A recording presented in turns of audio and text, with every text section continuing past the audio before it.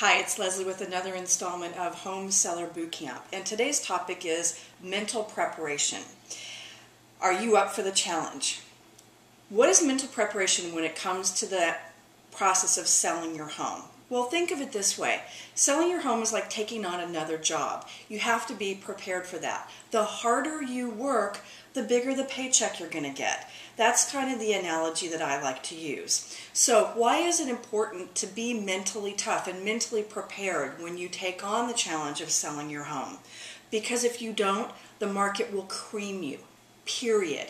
If you are not stronger than the other sellers that are your competition and stronger than the buyers that are going to hopefully be making offers on your home, you've lost a lot of ground before you've even started. So it's very important for you to get your game face on, be a seller, be competitive, and give yourself every advantage possible when it comes to being successful and meeting your goals of selling your home. Okay, there are three basic areas where this is really, really critically important. The first one is getting your home ready to be shown and then keeping it that way for buyers who want to make an appointment to come and see your home. So first thing is, and we've got a whole chapter on this, on getting your home ready to put on the market, it takes mental toughness. Your home, you live in your home differently than you decorate your home to get it competitive to sell. End of story. So you have to take that challenge on, make all the changes necessary to get your home ready to put on the market, and then keep it that way. True story.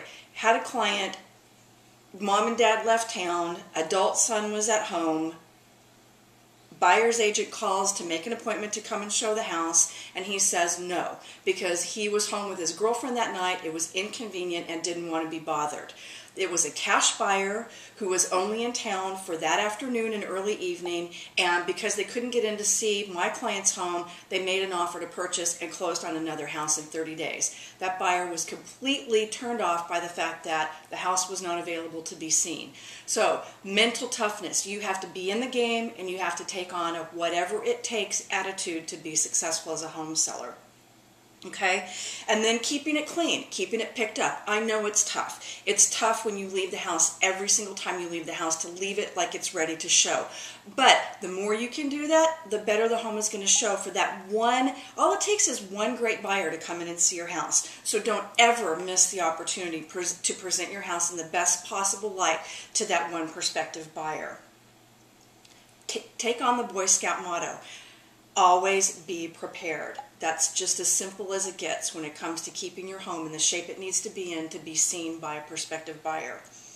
Okay, so the second area is in negotiating offers, and oh boy, do you need to be mentally tough for this. Are lowball offers going to come in? Probably. Are people going to ask for crazy things like some of your personal property? True story. An agent friend of mine, the buyer asked for the seller's dog. I kid you not. They wanted the dog. The seller said, okay, let them have the dog, because they evaluated their options, and at the end of the day, selling their home was more important than keeping their family pet. Pet got to stay at home. It was a win-win for everybody. The other thing that you have to be prepared for is you don't know, and none of us will know, what the buyer's motivation is. So avoid the temptation to fill in the blanks and fill in their story. It ends up creating drama that probably isn't there. Just deal with what's in black and white. Deal with the terms of their offer. Deal with what's important to you.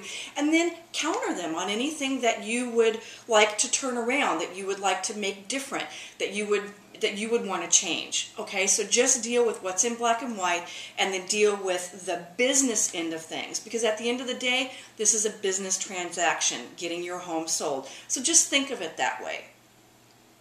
Okay, the third area is the buyer's request for repairs. After they do their inspection, you have no obligation to do anything about it, but the buyers are going to ask for things. In one case, I had a client who the buyers asked for a 3-page list of repairs that had 56 items on it. Some of them were as simple as changing a light bulb or getting out a screwdriver and tightening something. So don't be alarmed at the length of the list that they may come up with, but just deal with each of the items in a very, very straightforward way. Figure out if it's something that you can fix, that you're willing to have someone else fix, or you want to say, no, I'm not interested in fixing that. Again, evaluate it from a business perspective, and you'll go a long way to making it much cleaner and much more straightforward. and you'll be much more successful in getting your home sold. Okay, so those are the 3 areas that I would suggest you need to have really, really, really good mental toughness.